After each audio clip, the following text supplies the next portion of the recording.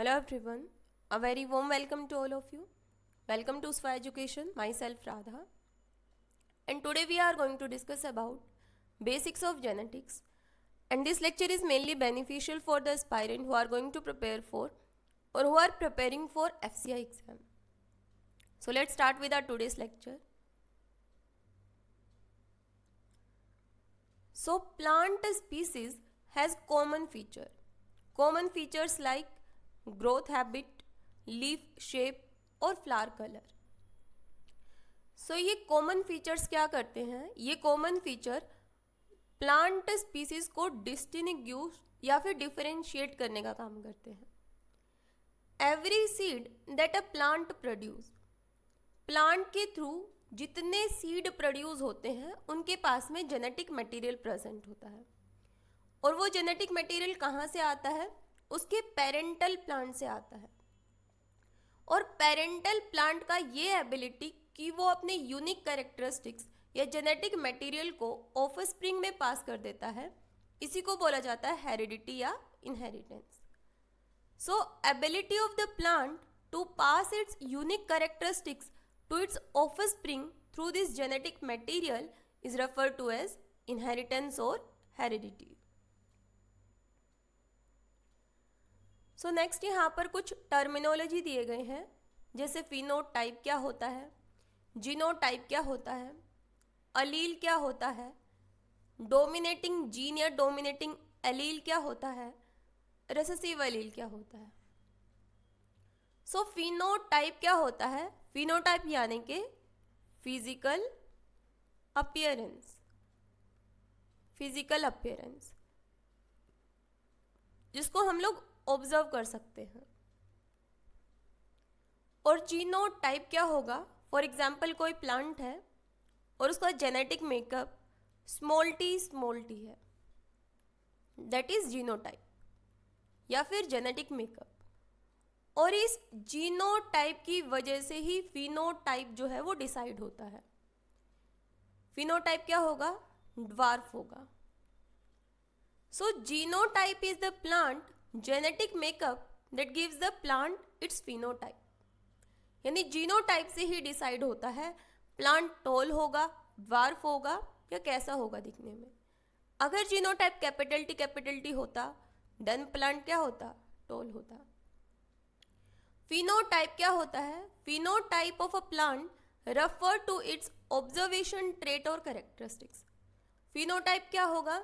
Phenotype plant के वो characteristics जिनको हम लोग ऑब्जर्व कर सकते हैं. यानी प्लांट दिखने में कैसा है, प्लांट का कलर कैसा है, प्लांट का हाइट कैसा है, ये सारे क्या हैं? ऑब्जर्वेबल ट्रेट या कैरेक्टरिस्टिक्स हैं. So these are the phenotype of the plant.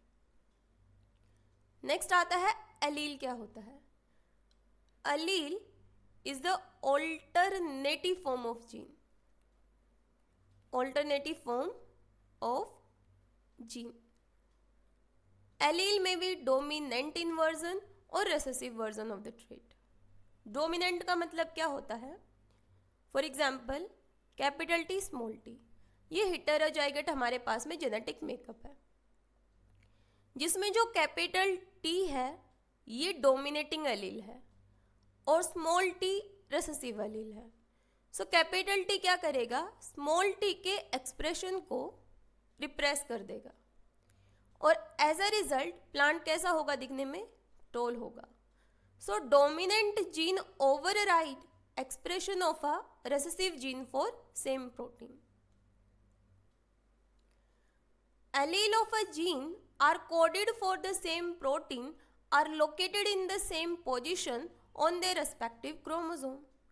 यानी कि जो एलील सेम प्रोटीन के लिए कोड करते हैं वो उनके रेस्पेक्टिव क्रोमोसोम में सेम लोकेशन में प्रेजेंट होते हैं. फॉर एग्जाम्पल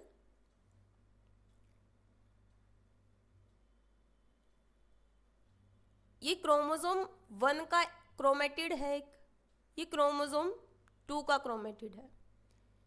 फॉर एग्जाम्पल यहाँ पर जो एलील है वो हाइट के लिए कोड करता है. ये कैपिटल टी है, ये स्मॉल टी है, ऑल्टरनेटिव फॉर्म है ये जीन के. सो ये इन क्रोमेटिड में सेम लोकेशन में लोकेटेड होंगे. when individual plant has both dominant allele and recessive allele. अगर किसी प्लांट के पास में डोमिनेंट एलील भी है और रिसेसिव एलील भी है, ऐसे प्लांट को क्या कहा जाता है कि उसके पास में हेटेरोजाइगस फॉर्म में जीनोटाइप है। और इस केस में क्या होगा, डोमिनेंट वाला जो एलील है वो रिप्रेस करेगा रेसेसिव वाले एलील को, और फिनोटाइप कैसा होगा दिखने में, dominant phenotype is visible. Recessive phenotype कब विजिबल होगा, जब दोनों ही एलील रेसेसिव फॉर्म में होंगे। So recessive phenotype appear only if an individual plant has two recessive allele. Then Mendel को फादर ऑफ जेनेटिक्स बोला जाता है, और उन्होंने एक्सपेरिमेंट मेनली किसके ऊपर किया था, पी प्लांट के ऊपर किया था। Mendel gave 3 basic law of inheritance: law of dominance, principle of segregation or separation, and principle of independent assortment. So Mendel chose for his experiment the garden pea. Garden pea को क्यों choose किया था उन्होंने, क्योंकि वो readily available था, easily available था, they were easy to grow and they grow rapidly. So इसीलिए उनके ऊपर इजीली स्टडी की जा सकती है, इसलिए मेंडल ने गार्डन पी को चूज किया उनके एक्सपेरिमेंट के लिए। Mendel use of pea plant for genetic experiment. Pea flower are normally self pollinating since the male and female reproductive structure are relatively enclosed inside the flower. यानी एक ही flower के अंदर mail और female reproductive structure present होगा, और P flower normally self pollinating होते हैं nature में। The resulting embryo will have the same characteristics as the parent plant. So Mendel know that these pea plant were true breeding. True breeding means self pollinating ability इनकी होती है। So Mendel wanted to produce seed by joining the egg and sperm from 2 different plant. 2 different plant का मतलब क्या है, अब Mendel ने सोचा कि क्रॉस पोलिनेशन का क्या रिजल्ट होगा, क्योंकि जब सेल्फ पोलिनेशन हो रहा था तो उस टाइम पर ऑफस्प्रिंग अपने पेरेंट जैसे ही कैरेक्टरिस्टिक्स लिए हुए थे। सो मेंडल ने क्रॉस पोलिनेशन के लिए क्या किया, Mendel cut away the stamen, the male reproductive part of the flower, and then dusted the remaining female structure with pollen from a different plant. यानी मेंडल ने एक फ्लावर में से स्टेमन को लिया और उसके पोलन ग्रेन को दूसरे फ्लावर के स्टिग्मा के ऊपर उसने डस्ट किया, and this is known as cross pollination, and produce offspring from 2 different parent. So, a couple of terms you need to be familiar before we go any further. P means parental generation, F1 means filial one generation or first generation of offspring, F2 means second generation of offspring, hybrid means offspring of parent with different characteristics. Mendel crossed true breeding tall plant with true breeding dwarf plant.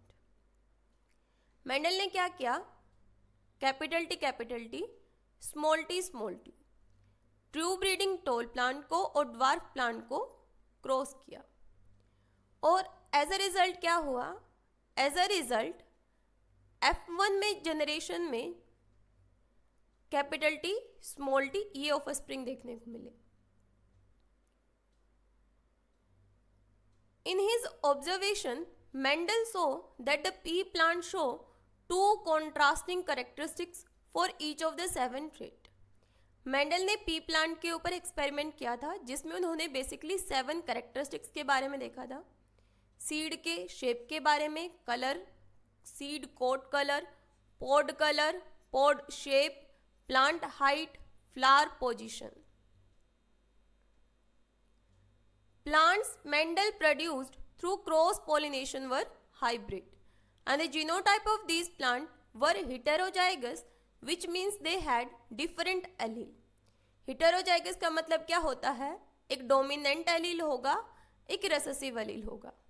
और homozygous का मतलब क्या होता है, इन विच 2 allele were the same. और homozygous भी 2 form में हो सकता है, होमोजाइगस डोमिनेंट या फिर homozygous recessive.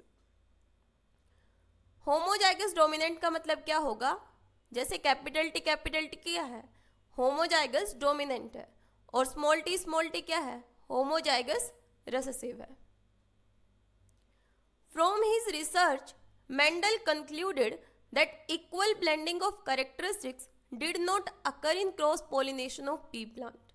Mendel also found that some were dominant over other characteristics being expressed visually in the phenotype. So Mendel ने अपनी रिसर्च से क्या कंक्लूड किया, that equal blending of characteristics did not occur in cross-pollination, क्योंकि F1 generation में केवल tall plant ही देखने को मिल रहे थे। सो लॉ ऑफ डोमिनेंस का मतलब क्या होता है, जब मेंडल ने ट्रू ब्रीडिंग करवाई टॉल और ड्वार्फ प्लांट के बीच में, सो कैपिटल टी ने रिप्रेस कर दिया स्मॉल टी को। सो यहीं से लॉ ऑफ डोमिनेंस निकला। दूसरा है law of segregation. So continuing his research, Mendel wanted to find out what happened to the recessive characteristics. So Mendel ने ये सोचा कि F1 जनरेशन में टॉल प्लांट देखने को मिला, so recessive characteristics का क्या हुआ। So then allow the hybrid F1 plant to self pollinate. So तब मेंडल ने जो F1 जनरेशन में हाइब्रिड मिला उसको सेल्फ पॉलिनेशन के लिए अलाउ किया। सो यहाँ पर क्या होगा, सेल्फ क्रॉसिंग ओवर देखने को मिलेगा। And in the resulting F2 generation Mendel observe that each recessive trait he was studying reappeared in 25% of the offspring. और मेंडल को क्या देखने को मिला, जब उन्होंने F1 जनरेशन को सेल्फ क्रॉसिंग के लिए अलाउ किया, as a result F2 generation में कैपिटल टी स्मॉल टी और स्मॉल टी देखने को मिला। यानी रेसेसिव ट्रेट वहां पर देखने को मिला 25% और 75% टॉल प्लांट देखने को मिला, यानी 3:1 का रेशियो देखने को मिला। फॉर एग्जाम्पल यहाँ पर ये F1 जनरेशन का यहाँ पर सेल्फ क्रॉस करवाया, so capital B small B और रेसेसिव अलील भी यहाँ पर देखने को मिला, यानी 25% रेसेसिव अलील, और 3 जो है ये ब्राउनिश कलर में देखने को मिलेंगे। After Mendel realise that gene segregate when gamete are produced, he continue his research to find out if a gene that control one trait affect the gene that control other trait. By cross pollination, plant with different trait, Mendel observed that recessive phenotype were again not visible in the F1 generation. So Mendel ने अपने research को आगे बढ़ाते हुए एक तीसरा law दिया जिसको बोला जाता है लॉ ऑफ इंडिपेंडेंट असॉर्टमेंट। अब तक मेंडल केवल एक ही ट्रेट को लेके काम कर रहा था। फॉर एग्जाम्पल हाइट को लेके काम किया उसने। लॉ ऑफ इंडिपेंडेंट असॉर्टमेंट में इसको डाई हाइब्रिड क्रॉस भी बोला जाता है, क्योंकि इसमें 2 ट्रेट के ऊपर काम किया गया। फॉर एग्जाम्पल हाइट के ऊपर और कलर के ऊपर, और एज ए रिजल्ट रेशियो क्या देखने को मिला, 9:3:3:1। So in today's world, plant producer look for gene to make crop resistant to disease and insect. So आज के टाइम पर plant producer look for genes इस genetics को use करके they are making the crop that is resistant to disease and insect.